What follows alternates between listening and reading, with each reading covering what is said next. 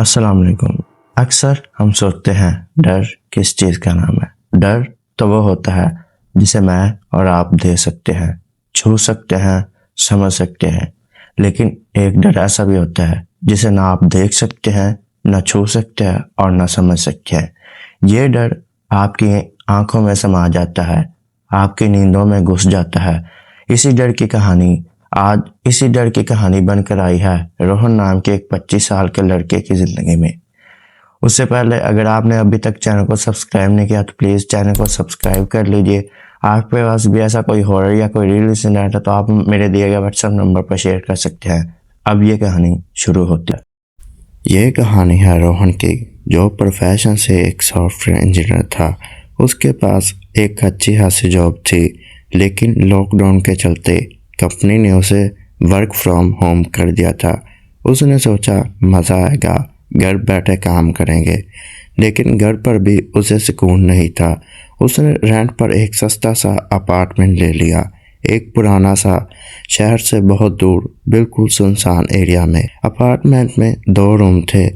रोहन ने एक को ऑफिस बना लिया और दूसरे को बेडरूम। पहले कुछ दिन तो सब ठीक था। रोहन अपना काम करता, गेम्स खेलता और सो जाता। फिर छोटी छोटी अजीब चीज़ें होने लगी। कभी रात को उसे लगता जैसे कोई उसके बेडरूम की खिड़की से उसे देख रहा हो।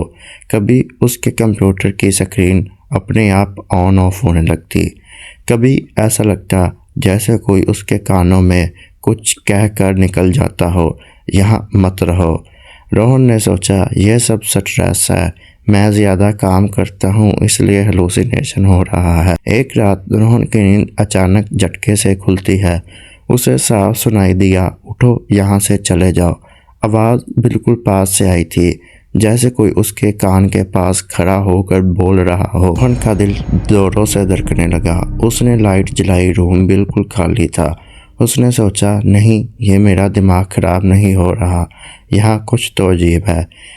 अगले दिन उसने अपने रूम में एक पुरानी डायरी पाई जो पिछले खरीदार की थी।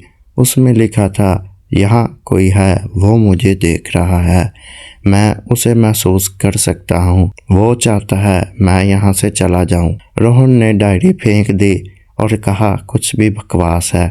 लेकिन उसी रात वो फिर से उठा।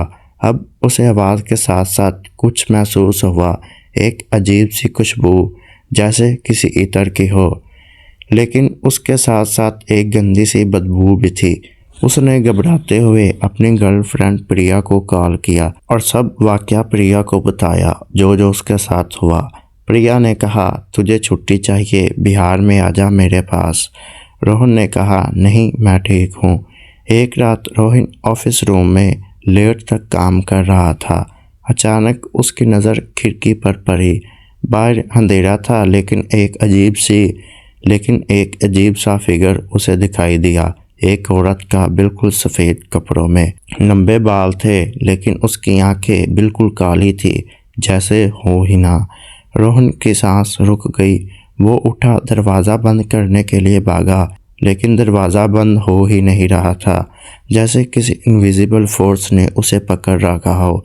और फिर उसे एक आवाज़ आई, बिल्कुल उसके पीछे से, तुमने मेरी पहली वार्निंग को इग्नोर कर दिया, अब मैं तुम्हें छोड़ने वाली नहीं हूँ। रोहन ने मुड़कर देखा, वो औरत अब उसके सामने खड़ी थी। उसके लंबे बाल थे, हवा में लहराते हुए, जैसे किसी चुड़ैल के हो। उसकी उंगलियों में बड़े बड़े नाखून थे, बिल्कुल काले। रोहन चिल्लाया, क्या हो तुम, क्या तुम चुड़ैल हो? वो मुस्कुराई, उसके दांत बिल्कुल काले थे। मैं वो नहीं जो तुम सोचते हो, मैं वो हूँ जो तुम्हारे अंदर है, तुम्हारा डर, तुम्हारी कमजोरी। उसने रोहन को पकड़ लिया। रोहन कुछ बोल नहीं पाया, कुछ भी कर नहीं पाया। सुबह हुई, रोहन अपने बेड पर पड़ा था, सब ठीक था। उसने सोचा बस एक बुरा सपना था, लेकिन उसकी आंखें खुलते ही उसने देखा उसके हाथ पर एक अजीब सा निशान है, एक अजीब सी शक्ल का स्क्रैच। और उसके सामने टेबल पर एक नोट पड़ा था जिसमें लिखा था, अब मैं तुम्हारे अंदर हूँ, तुम कहीं नहीं जा सकते, मैं हमेशा तुम्हारे साथ रहूँगी।